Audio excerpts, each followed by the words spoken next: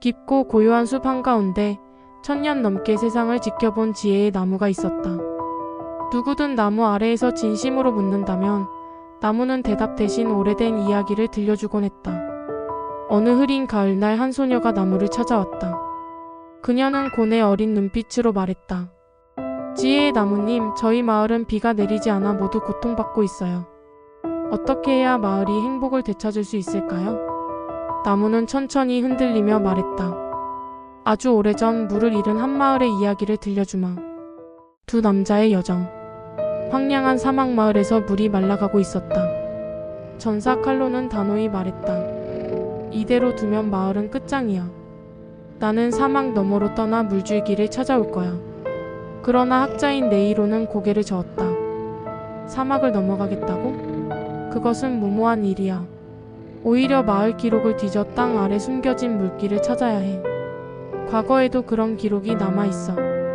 칼로는 한숨을 쉬며 쓴 웃음을 지었다. 네이론, 넌 늘 책 속에서 답을 찾으려 하지. 하지만 현실은 우리가 직접 행동하지 않으면 아무것도 바뀌지 않아. 사막에서 돌아오지 못한 사람들을 생각하면 무섭지만 누군가는 해야 해.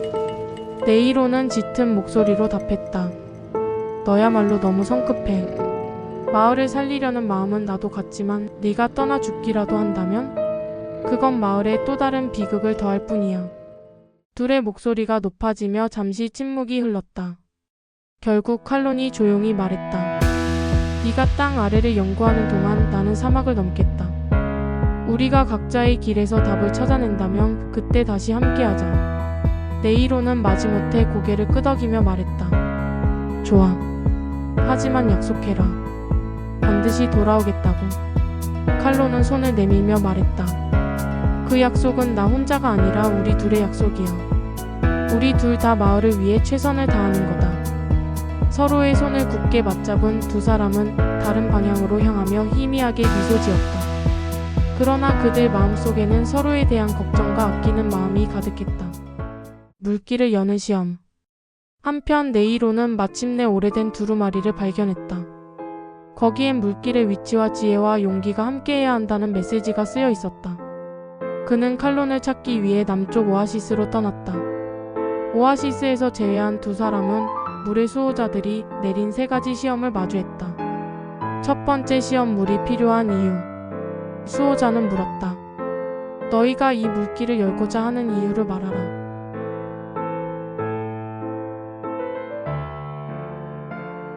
네이론과 칼로는 물은 생명을 살리고 사람들을 하나로 묶는 것이라고 답하며 시험을 통과했다. 두 번째 시험, 물의 기원과 고난. 두 번째 수호자는 물의 기원을 묻는 시험을 내렸다. 폭포에 비친 장면을 통해 물이 생명의 근원이자 통합의 상징임을 깨닫던 두 사람은 갑자기 폭포가 강력한 물살을 내뿜으며 그들을 휩쓸었다.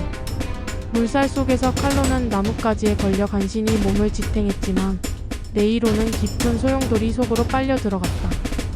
칼로는 자신의 쇠약해진 몸에도 불구하고 네이론을 구하기 위해 물살 속으로 뛰어들었다.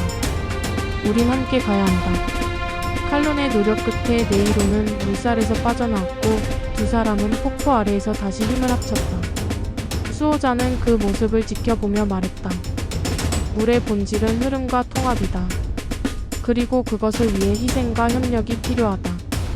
너희는 이 시험을 통과했다. 세 번째 시험, 우정. 마지막 시험은 두 사람의 우정을 시험했다. 각기 다른 길을 걸어야 했던 두 사람은 서로의 선택을 존중하며 각자의 길을 나섰다. 칼로는 험난한 협곡을 넘으며 자신의 힘이 부족하다는 두려움과 싸워야 했다. 네이로는 끝없는 평탄한 길에서 혼자라는 고독과 의심을 이겨내야 했다. 결국 두 길은 하나로 이어졌고 두 사람은 다시 만났다. 수호자는 말했다. 우정이란 같은 길을 걷는 것이 아니라 서로를 믿는 것이다. 물길의 완성과 소녀의 결심. 세 가지 시험을 통과한 두 사람 앞에서 물의 수호자들이 물길을 열었다. 오아시스의 물이 폭포처럼 솟아올라 마을로 흘러들었고 메마른 대지는 다시 생명을 얻었다. 소녀는 나무에게 물었다. 나무님, 그 물길은 영원히 흐를 수 있나요? 나무는 부드럽게 말했다. 물길은 시간이 지나 마를 수 있다. 하지만 중요한 것은 그 물길을 다시 열고자 하는 마음이 있느냐 없느냐란다. 소녀는 고개를 끄덕였다. 작은 물방울처럼 제가 할 수 있는 것부터 시작할게요. 나무는 미소 짓듯 흔들렸다. 작은 물방울도 강을 이루고 강은 바다로 흘러간다. 너의 마음이 이미 그 첫 방울이다.